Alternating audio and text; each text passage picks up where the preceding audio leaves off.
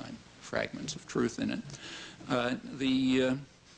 So, for example, Hitler was invited in by the president of Slovakia, and the Japanese actually had one of the leading Chinese nationalists as a puppet and so on. But we don't pay any attention to that stuff. We don't regard that as evidence of benign intentions in those and other cases. The principles hold only at home, not anywhere else. And here they hold irrespective of the facts, and often in the very same documents, say scholarly articles, which present the facts to refute them. It's kind of misleading to give examples because that would understate the uniformity and the extremism, and it would be misleading to quote the press, so I won't, because that's too easy.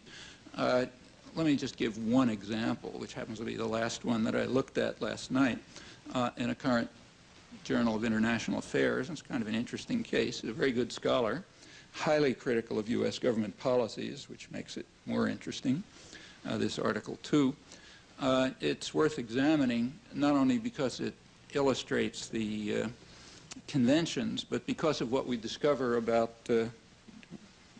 what we discover when we look a little more closely, not only about contemporary history, but also about ourselves, what we do, how we deal with that.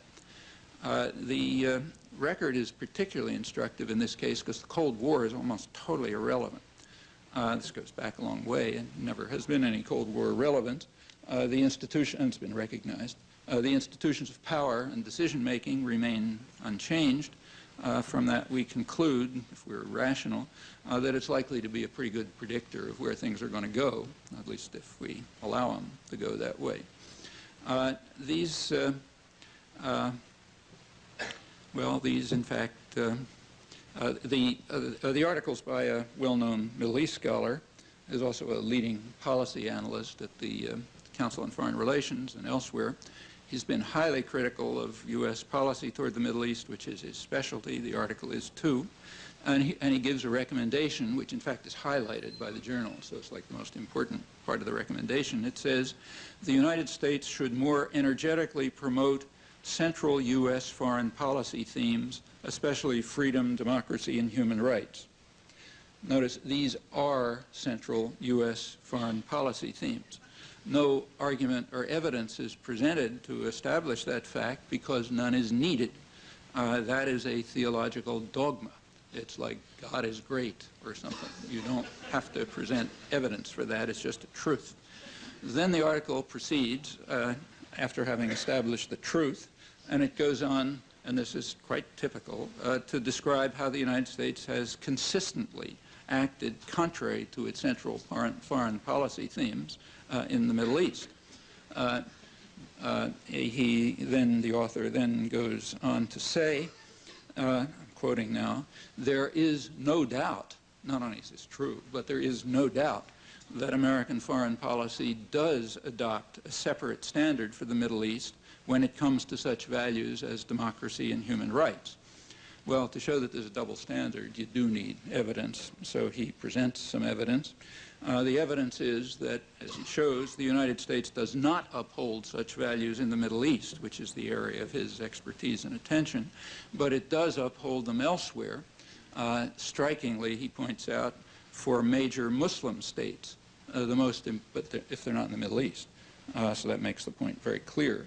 And the most important case, of course, as he notes, is Indonesia, the largest Muslim state, which he cites to establish the certainty of the judgment that the United States has a separate standard for the Middle East.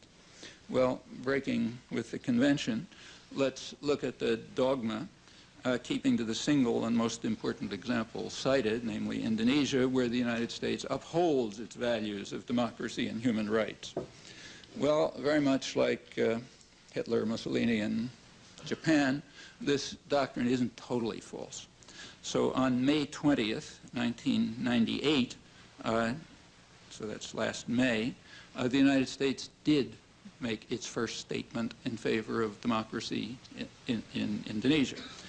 Secretary of State Albright, on last May 20th, called upon President Suharto to resign and provide for a democratic transition. A few hours later, he resigned, maybe coincidence, maybe it tells you something about power relations. You can figure that out for yourself. So last May, we called for democracy. From the time that Suharto took power in October 1965 until May 1998, this gentleman was our kind of guy, as the Clinton administration called him, while he was massacring and torturing and robbing in a quite impressive fashion, kind of one of the world records of the modern period. The Clinton administration even went so far as to suspend its congressionally mandated review of Indonesia's appalling labor practices, while at the same time praising Indonesia for bringing them into closer conformity with international standards. And the Clinton administration also avoided congressional restrictions on military support for our kind of guy, found various ways to pay for it out of other pockets and that sort of thing. But it is true that last May, the United States underwent a religious conversion and for the first time called for democracy in Indonesia. The force of the comparison with the Middle East, however, is somewhat weakened by the fact that the same conversion occurred there at pretty much the same time. In December 1998, Secretary of State Albright announced, I'm quoting, "We have come to the determination that the Iraqi people would benefit if they had a government that really represented them." So in both the Middle East and Indonesia, contrary to the thesis, the United States underwent a religious conversion in favor of the central themes of its foreign policy, at least on paper. You can evaluate the accuracy about at the same time, last year. In the case of Iraq, before that, the U.S. policy was to support what was called an iron fist. The iron fist was Saddam Hussein for a long time. He was our kind of guy, right through his most murderous crimes and most monstrous crimes. After he committed his first true offense, the thesis shifted. We still wanted an iron fist, but it had to be a clone, someone who would rule with an iron fist, just as Saddam Hussein had done during the period when he was our kind of guy. That was pretty much official policy. But on paper, at least, it's now changed because as of last December, we discovered that they would benefit from a government that represented them. So in 1998, then, the United States did announce support for democracy, but both in the Middle East and Indonesia. Well, what does this tell us about the central themes of U.S. foreign policy? Answer, tells us nothing whatsoever, because these are doctrinal truths, and therefore facts are simply irrelevant. Like, God is great and merciful. You don't look at factual truths. In fact, if you look more, well, put it aside. Let's look, I don't want to take too many detours. Let's look a little more closely at Indonesia, where there is no doubt that these themes of democracy and human rights were put into practice. There's a lot of concern right now about the possibility that Indonesia may break up into separate, kind of either federation or maybe separate territories, and that prospect is very much deplored. However, the objection to it, whatever it may be, is certainly not an objection of principle, and we can find that out quite easily if we bother to look at the irrelevant facts. So in 1958, that happened to be official U.S. policy, secret, but we now know it was official U.S. policy to break up Indonesia. And the United States, in fact, sponsored, carried out a major insurgency operation, subversive operation, probably the major one of the post-Second World War period, to try to break up Indonesia. It supported a rebellion in the outer islands. Those are the islands where the oil is and where most U.S. investments were. And that was the goal, to separate them off. And the purpose was, the reason was that the national government was neutralist and independent, and in fact was far too democratic, which was extremely worrisome to Washington. The government was, I'm not suggesting it was a model democracy, but it was allowing parties of the poor to function. There was a major party which represented poor peasants, and it was allowed to function, and it was doing better and better in each election, and that was appalling news in Washington. If we look at the internal record, we discover that most of which has been suppressed, incidentally, but bits and pieces have leaked, and there's some good scholarly studies of it, one, in fact, by the leading founder of U.S. Southeast Asian Studies, George Cahan at Cornell. But there's also some documents that have come out in the official channels.